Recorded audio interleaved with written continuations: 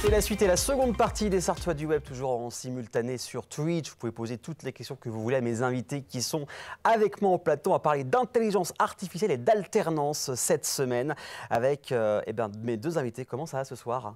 Bienvenue. Merci. Ça va très très bien. Première fois pour vous deux que je vous accueille ici. On parlera d'intelligence artificielle avec toi dans quelques instants. On en parle souvent, mais là c'est vraiment des choses différentes, plus pour la clientèle, pour le grand public. Ouais, promis, donc, vous allez tout comprendre. Hein. Bon, on va vulgariser ça au maximum, mais pour l'instant, on va parler avec toi, Alicia, de ton alternance. On vous le rappelle, toutes les semaines, on reçoit des alternants ou des stagiaires qui recherchent une entreprise et pour leur donner un petit coup de main, un coup de projecteur. Et cette semaine, c'est à toi. Donc, tu es à l'école Aforem. Aforem l'année dernière, Césacom cette année, donc ouais. les mêmes directions, c'est ça ? Oui, la communication, pareil. Voilà, donc on les salue, je sais qu'ils nous regardent assez souvent. Donc dans la communication, tu es aussi sportive. Exactement. Tu as fait beaucoup de foot, c'est j'en ai fait passion. Pendant 16 années, ouais. 16 années. Ouais. Quel poste ? Je les ai fait un peu tous. Ok, c'est un peu zigzaggy. Polyvalente, c'est ça exactement. Juste avant qu'on parle de ton parcours, le foot, qu'est-ce que ça t'a apporté dans ta vie aujourd'hui pour en arriver ici ? Le plus gros, l'esprit d'équipe, déjà de 1, et la persévérance. C'est plein de paliers à monter. Et j'ai joué quand même à des niveaux assez hauts, on va dire, donc jusqu'au national. Quand même, hein. Donc c'est quand même. Je partais d'un petit club de campagne chez mes parents en Gironde. Et voilà, j'ai joué au FC pendant 5 ans. Donc tu as évolué étape par étape, comme on peut commencer dans une entreprise, commencer en bas de l'échelle et puis évoluer. Exactement, pendant 16 ans. Et après, j'ai mis un terme, puisqu'avec l'école et l'alternance, il y avait un petit blocage, mais ça me manque un petit peu. Je m'en doute. Alors voilà, toi, ton profil, ton parcours en dehors du foot, au niveau scolaire, même du travail, c'est quoi pour en arriver jusqu'à aujourd'hui, la communication ? Je suis issue d'un bac STMG, donc filière technologique. Ensuite, j'ai fait 2 ans de STAPS, donc une 2L1. Et ça ne m'a pas du tout plu, donc du coup, je suis partie dans la communication. Donc j'ai fait un BTS à Aforem. D'accord. Et du coup, je suis en bachelor, donc en 3e année à Césacom, toujours dans le même cursus, la communication. Et qu'est-ce qui t'a plu dans la communication ? Quel a été le déclic pour que tu dises au bout d'un moment, tiens, c'est ça que je veux faire de ma vie ?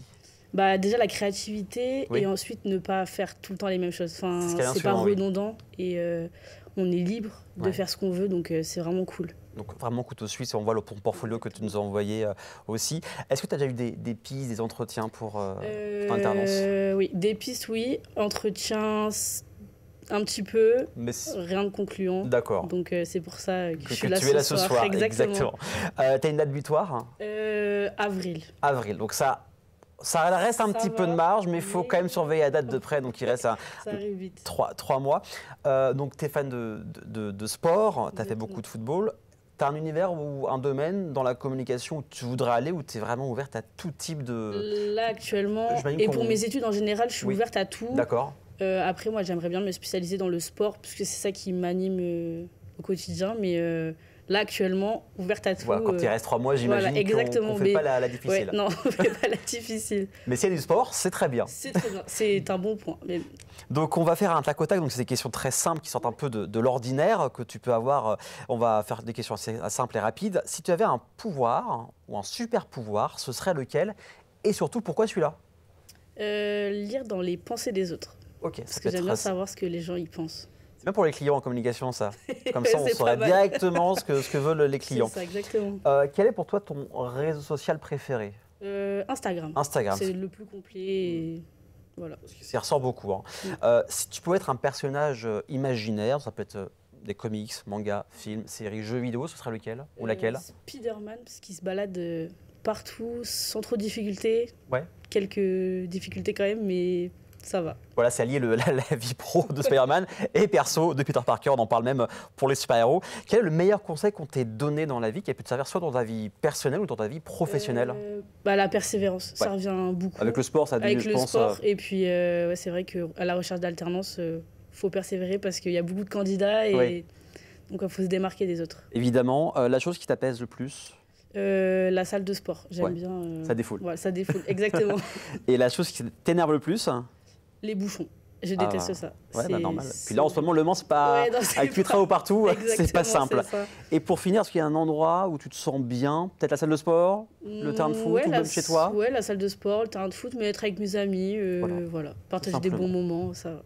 Donc voilà, vous avez un petit peu plus sur Alicia, où vous avez vu son portfolio, il y a son adresse mail qui est directement au-dessus de moi. Et puis même, lors du replay, vous pourrez, en lien cliquable, contacter directement Alicia. Tu restes avec nous, on va parler d'intelligence artificielle, cette fois-ci, du parcours clientèle dans les magasins. Tu connais bien, toi, ce qui est point de vente, avec l'entreprise Liasec, c'est ça? Exactement. Donc Henri-Nicolas, ça veut dire quoi l'IASEC? Est-ce que c'est une signification ou pas? Alors l'IASEC, c'est le cycle de l'intelligence artificielle au service des entreprises et du commerce. Ok.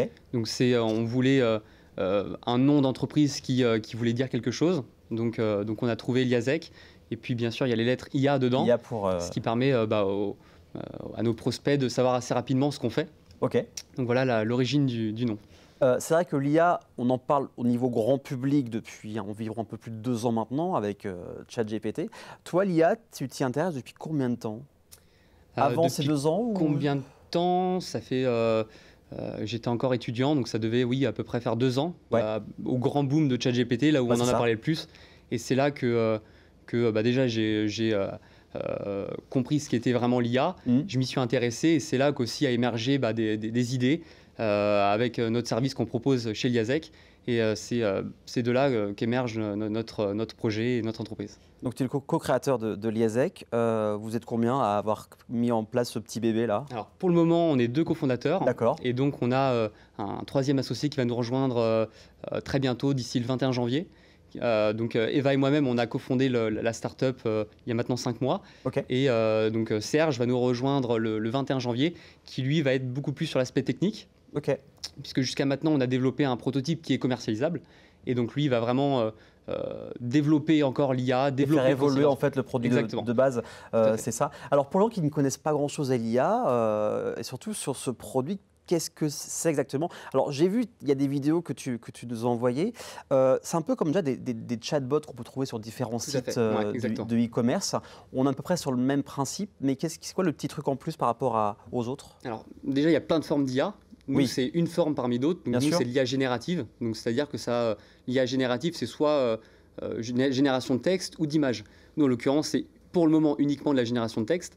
Et donc, ce qu'on propose, en plus des chatbots qu'on peut voir sur les sites de e-commerce ou sur d'autres sites web, c'est que nous, c'est vraiment en physique. Donc, nous, c'est on appelle ça du phygital. Donc, c'est la liaison entre le physique et le digital. Okay. Et donc, nous, on propose notre conseiller virtuel directement au magasin. Pas sur une interface de mobile ou d'ordinateur comme peuvent avoir accès aux clients sur l'e-commerce. Nous, c'est directement sur une borne que l'on fait donc, AG2P, donc une entreprise locale sartoise, à changer. Très bien. Donc, on a designé la borne pour nos besoins et donc elle est produite actuellement directement AG2P à changer. Et voilà, ce qui est bien, c'est que ça nous oblige, nous, en tant que clients, d'aller directement au point de vente et de ne pas perdre cet aspect aussi relation clientèle, même relation avec les conseillers de vente. Ça, c'était une volonté de base de faire ça, de garder ce contact quand même humain? Nous, la raison pour laquelle on a lancé, c'est parce qu'on avait vu qu'il y avait des enjeux et un problème concernant l'expérience client. Avec ma cofondatrice, Eva, on s'est rendu compte qu'il y avait d'énormes problèmes, que ce soit le temps d'attente en magasin, il peut y avoir des files, on a tous connu ça dans les magasins comme magasins de bricolage, électroménager, etc., de sport. Et donc nous, on vient vraiment gommer ce problème en prenant en charge la clientèle qui est en train d'attendre, parce que le conseiller humain est déjà pris. Et donc nous, on sert vraiment d'appui et on nous a aussi beaucoup tapé sur les doigts sur le fait qu'on allait remplacer l'humain. C'est ça, c'est pour ça que je me pose cette question-là. C'est comme ça, ça fait. En fait, comme on en parle souvent, c'est un assistant. Ça permet aussi de désengorger finalement la queue qu'on peut avoir dans les magasins. Donc c'est vraiment pour tout type de boutique, que ce soit le sport, la culture, vêtements, ça s'adapte aux produits, c'est ça? Tout à fait, absolument tout type de boutique. Donc à partir du moment où on accueille des clients et à partir du moment où il y a besoin d'une expertise de conseil, nous on peut intervenir pour justement installer des bornes. Également, ce qui est intéressant avec notre chatbot, c'est que nous, on le connecte à la base de données du magasin. Donc, c'est-à-dire que le chatbot, il a connaissance de toutes les caractéristiques de tous les produits du magasin, y compris les stocks, la localisation du produit en magasin. Donc, c'est vraiment il a connaissance d'absolument tout ce qui est en rayon et il peut orienter les clients vers tel ou tel produit selon les attentes et besoins du consommateur. Et donc, vraiment, c'est aussi, on met l'accent là-dessus. Donc, parce que voilà, imaginons, c'est l'exemple que tu m'avais envoyé en vidéo, c'était une boutique de sport. On tape, je voudrais par exemple un moto pour faire du ski, je fais du 40, pas plus de 60 euros. En fait, on met vraiment tous les critères pour que comme sur ChatGPT, en fait, pour que l'IA nous connaisse un petit peu, comme un vendeur en fait, découvrir des besoins. Et elle pose des questions justement pour vraiment cibler le besoin et les attentes. Et par exemple, là, on l'a fait pour l'entraînement, on l'a fait sur Decathlon, sur le site web de Decathlon, mais on peut le faire à n'importe quel magasin et entraîner vraiment notre IA selon le magasin dans lequel il va être déployé. Et à partir de là, il peut conseiller sur n'importe quoi. Et également, sur notre site web, on nous a contactés, parce qu'on a un formulaire de contact sur le site internet.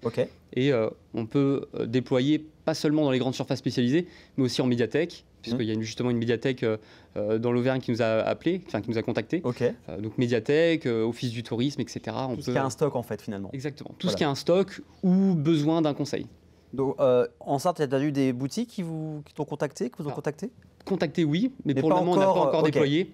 Pour le moment, on cherche encore un magasin, donc soit bêta-test, soit directement à déployer en tant que client. Mais oui, on est prêt. C'est pour ça qu'on se lance que maintenant et qu'on n'a pas eu de clients jusqu'à maintenant, parce qu'on est passé du prototype au produit commercialisable. Donc là, à partir de maintenant, oui, on est prêt. Les 5 mois entre la création, c'est pas beaucoup. Enfin, je trouve que c'est assez rapide, ça s'est fait assez rapidement. Alors, la start-up s'est créée officiellement il y a 5 mois. Mais ça a bossé en amont. En amont depuis, ça doit faire à peu près un an et demi. Oui, donc là, oui, évidemment. Exactement. Donc, voilà. Et qu'est-ce qu'on peut te souhaiter pour l'année, pour ces prochains mois? Que des Sartois viennent vous voir, vous contactent? Exactement. On a un local au 57 boulevard de Morieux. Donc là où parce qu'on est chez Le Mans Innovation. D'accord. Et donc on va avoir un local très prochainement à l'étage de Le Mans Innovation, juste au-dessus. Et donc oui, on peut nous contacter pour déployer en magasin bêta-test ou directement chez nos clients. Il y a le site internet, il y a la page LinkedIn qui s'affiche en même temps et même sur le replay, il y aura les liens cliquables pour directement arriver sur le site internet et les différents réseaux sociaux. En tout cas, merci beaucoup à vous deux. On va vous souhaiter plein de succès pour IASEC et aussi pour l'alternance. Merci. On a reçu un message ce matin comme quoi une alternante a eu une entreprise grâce à l'émission, donc on est très content. On la salue si elle nous regarde. Merci à vous deux. En tout cas, passez une belle année. Bon courage pour les clients et la recherche d'entreprise, bien évidemment. Dans quelques instants, il y aura bien évidemment le Zap de cette semaine. On parlera du Mans Classique au cours du festival 24 cours, qui une partie d'équipe était hier chez Chloé, chez Culturel, et d'un groupe Facebook qui s'appelle les Sartois du Cœur. On en saura un petit peu plus. Restez avec nous, à tout de suite.